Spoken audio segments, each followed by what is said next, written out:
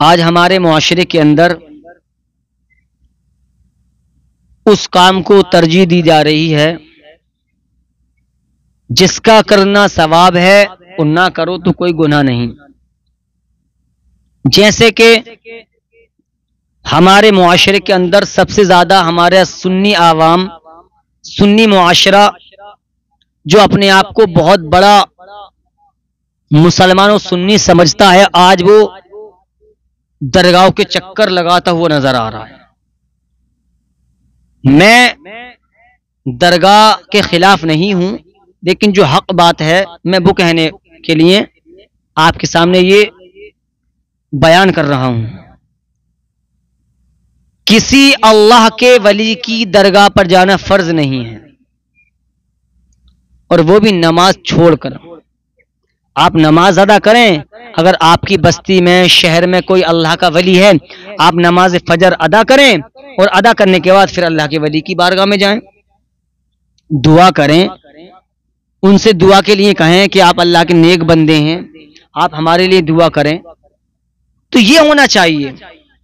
ہم نے آج اپنی درگاہوں پر چادروں کے نام پر نہ جانے کتنے لوگ کاروبار کر رہے ہیں، ان کا کاروبار ٹھیک چل رہا ہے. اعلیٰ نے فرمایا کہ درگاہ پر صرف ایک چادر رہنی چاہیے. جب وہ پوشیدہ ہو جائے، جب وہ پھٹ جائے یا گل جائے یا کسی ہوا کے جھونکے سے اڑ جائے، یعنی غائب ہو جائے، تو تب دوسری کا حکم ہے. اور ہمارے معاشرے کے اندر اتنا اونچا چٹا لگ جاتا ہے. کبھی ہمیں افسوس ہوا، کبھی ہم نے یہ سوچا کہ ہم نے نماز چھوڑ دی، ہمیں افسوس ہونا چاہیے؟ نہیں، ہمیں افسوس ہی نہیں ہوتا. نہیں پوچھا جائے گا پیارے دوستوں میدان محشر میں کہ تم نے خواجہ کی درگاہ پر چادر چڑھائی تھی یا نہیں چڑھائی تھی. نہیں پوچھا جائے گا میدان محشر میں کہ تم نے صابر پاک کی درگاہ پر چادر چڑھائی تھی یا نہیں چڑھائی تھی. نہیں پوچھا جائے گا میدان محشر میں کہ تم نے بھورے شاہ بابا کی درگاہ پر چادر چڑھائی تھی یا نہیں چڑھائی تھی. نہیں پوچھا جائے گا میدان محشر میں کہ تم نے اعلی حضرت کی درگاہ پر چادر چڑھائی تھی، نہیں چڑھائی تھی. سب سے پہلے سوال میدان محشر میں نماز کا ہوگا. آقا فرماتے ہیں سب سے پہلے سوال جو ہوگا وہ نماز کا ہوگا. جب آقا نے فرما دیا، ہم نے پوری دنیا جھوٹی ہو سکتی ہے لیکن آقا کا فرمان جھوٹا نہیں ہو سکتا. لیکن آؤ ہوش میں آنا چاہیے. آج ہمارا معاشرہ درگاہ پہ چادر چڑھاتا ہوا نظر آ رہا ہے. ہوش میں آ جاؤ پیارے مسلمانوں. چادر چڑھانے والوں ذرا کان کھول کر سنو. چادر چڑھانے والوں ذرا ہوش میں آ جاؤ. اللہ اکبر. اگر تم چادر چلانا ہی چاہتے ہو تو جتنے پیسے کی تم چادر لے کر کسی اللہ کے ولی کی درگاہ پر جانا چاہتے ہو تو اتنے پیسے تم اپنی ایک مٹھی میں رکھو اور وہ گھر تلاش کرو اپنی بستی کے اندر جس کا دنیا میں باپ نہیں ہے، جس کی دنیا میں ماں نہیں ہے. یتیم بچے ہیں جو بالکل تنہا اکیلے رہ گئے ہیں، نہ دنیا میں ماں ہے نہ دنیا میں ان کا باپ ہے. کیا ہی اچھا ہوگا کہ چادر کے چڑھانے کے بدلے میں کسی اللہ کے ولی کی درگاہ پر چادر چڑھانے سے بہتر یہ ہے کہ اس چادر کے پیسے تم کسی غریب کو دے کر آ جاؤ. اگر تم دے کر بھی نہ آؤ تو اس کے لیے کوئی اناج لے جاؤ، کچھ کھانے پینے کا ساز و سامان لے جاؤ، کچھ راشن لے جاؤ، کچھ چاول لے جاؤ، کچھ آٹا لے جاؤ.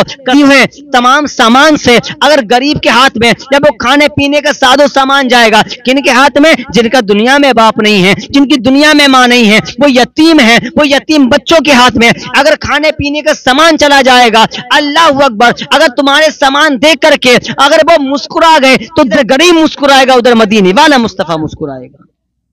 لیکن آج ہماری کنڈیشن بالکل بدل گئی ہے. کسی سے پوچھو چادر کیوں چڑھائی؟ ارے ہم نے بول دی تھی، ہماری دعا قبول ہوئی ہے. ارے اللہ کا ولی بھی خوش ہوگا تم سے جب تم کسی غریب کی مدد کرو گے. میں چادر کو حرام یا ناجائز نہیں بتا رہا ہوں کہ کسی درگاہ پر چادر چڑھانا حرام ہے یا ناجائز ہے، نہیں، صرف ایک سبق بتا رہا ہوں. ان غریب کی مدد ہو جائے گی جس پیسے سے تم چادر چڑھانے کے لیے گئے ہو. اور جن حضرت کی درگاہ پر تم چادر چڑھانے گئے ہو وہ بھی تم سے خوش ہو جائیں گے. اس لیے خوش ہوں گے کہ مجھے ضرورت تمہاری چادر کی نہیں جتنی ضرورت اس غریب کو کھانے پینے کی تھی. آج ہم نے نماز چھوڑ دی، افسوس تک ہم چادروں پہ چادر چٹے لگا رہے ہیں. ہمارے معاشرے کے اندر اتنا معاملہ خراب ہے کہ پورے معاشرے کو یہ پتا ہے فلاں کا عورت سورا بھاگتا ہوا جا رہا ہے، 10 کلومیٹر عورت سے تو بھاگتا ہوا جا رہا ہے، چاہے پیسے ادھار لے کر جا رہے لیکن جا رہا ہے. کہاں جا رہے ہو پوچھا جائے کہ ارے فلاں اللہ کے ولی کا عرس ہے، اور گھر کے محلے کی مسجد نماز پڑھنے تیار نہیں. اللہ کا ولی بھی تم سے ناراض ہے. جب تک نماز نہیں پڑھو گے نہ اللہ کا ولی راضی ہوگا نہ حضرت علی راضی ہوں گے. جب حضرت علی راضی نہیں ہوں گے تو نبی راضی نہیں ہوں گے. جب نبی راضی نہیں ہوں گے تو ہم سے اللہ تعالیٰ بھی راضی نہیں ہوگا. اور جب اللہ کا ولی خوش ہے تو علی خوش ہیں. جب علی خوش ہیں تو نبی خوش ہیں. جب نبی خوش ہیں تو پاک پروردگار عالم بھی خوش ہو جائے گا. بہتر یہ ہے کہ غریب کی مدد کریں. چادر چڑھانے سے بہتر یہ ہے. سوچیں اور سمجھیں, اس معاشرے کو ایک میسج دیں, غریب کی مدد کریں. آقا علیہ الصلوۃ والسلام نے غریبوں سے محبت کی تھی, اور آقا علیہ الصلوۃ والسلام فرماتے ہیں غریب امیروں سے 500 سال پہلے جنت میں داخل کیا جائے گا. امیروں سے. کون غریب؟ کون فرما رہے ہیں؟ حسنین کریمین کے نانا رحمت للعالمین فرما رہے ہیں, جن کے صدقے میں ہمیں اور تمہیں پیدا کیا گیا ہے. وہ نبی فرماتے ہیں, کیا فرما رہے ہیں نبی؟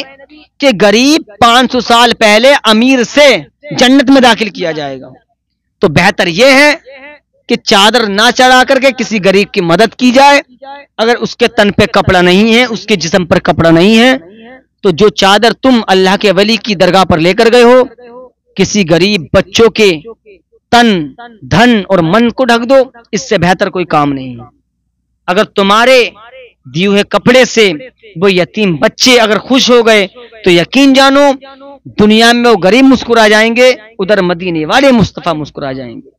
لیکن ہمیں نمازوں کی پابندی کرنی ہے.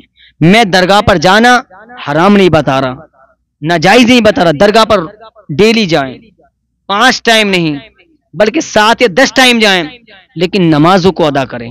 اگر تمہارے محلے میں, تمہاری بستی میں, تمہارے شہر میں, تمہارے شہر سے تھوڑی دور 1-8 کلومیٹر دور درگاہ ہو تو نماز فجر ادا کریں اور اللہ کے ولی کی بارگاہ میں پہنچیں.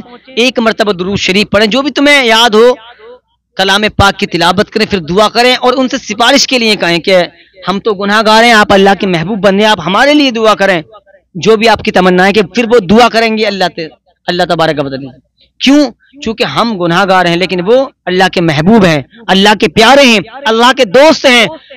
جتنی جلدی ان کی دعا قبول ہو جائے گی, ہماری نہیں ہوگی. اس لیے چادروں کو نہ چڑھا کر کے کسی کی غریب کی مدد کر دیں, چونکہ غریب 500 سال پہلے امیر سے جنت میں داخل ہوگا. اللہ کے نبی فرماتے ہیں الصلاۃ معراج المؤمنین, نماز مومن کی معراج ہے. آقا فرماتے ہیں نماز میری آنکھوں کی ٹھنڈک ہے. آقا فرماتے ہیں نماز دین کا ستون ہے. اللہ تبارک و تعالی ہم سب کو اس پر عمل کرنے کی توفیق عطا فرما.